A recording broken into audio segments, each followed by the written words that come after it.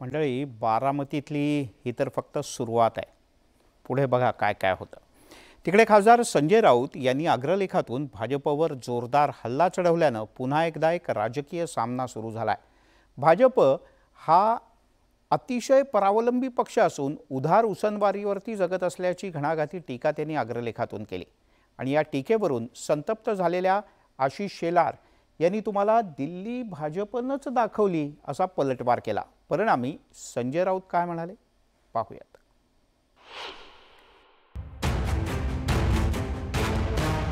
आताच्या उभाटाला दिल्ली सुद्धा भाजपने दाखवले आणि त्यामुळे काहीतरी बदलायचं, काहीतरी लिहायचं ही शेवटची गरगर आहे आणि शेवटची गरगर आवाज करतेच.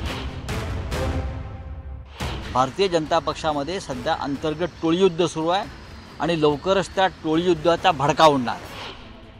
संजय राऊत आणि आशिष शेलार यांच्यात मागील काही दिवसांपासून सातत्यानं चकमकी घडत आहेत. सामन्यातल्या अग्रलेखावरून नव्या लढाईला सुरुवात झाली आहे.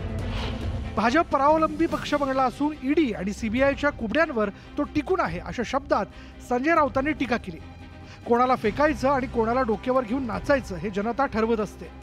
ईव्हीएम, ईडी, सीबीआयचा वापर करून स्वतःचा पक्ष सुजवणारे ठरू शकत नाही अशा जळजळीत भाषेचा वापर राऊतांनी अग्रलेखातून केलाय.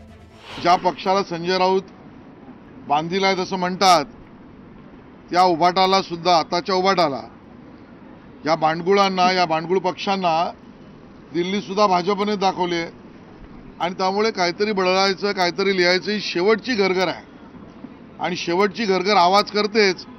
आणि त्यामुळे राऊत साहेब, तुम्हाला आमचा सल्ला आहे, छोट्या पक्षाचं छोडा. तुमचा पक्ष एवढा छोटा झाला आहे की आता नॅनो गाडी बुक करा. अग्रलेखातल्या मुद्द्यांचा आशिष शेलारांनी समाचार घेतल्यानंतर संजय राऊत पुन्हा मैदानात उतरले. आधी लेखणीचा वापर करून टीका झाल्यानंतर बूमच्या समोर बाईट देऊन संजय राऊतांनी शाब्दिक तोफ डागली.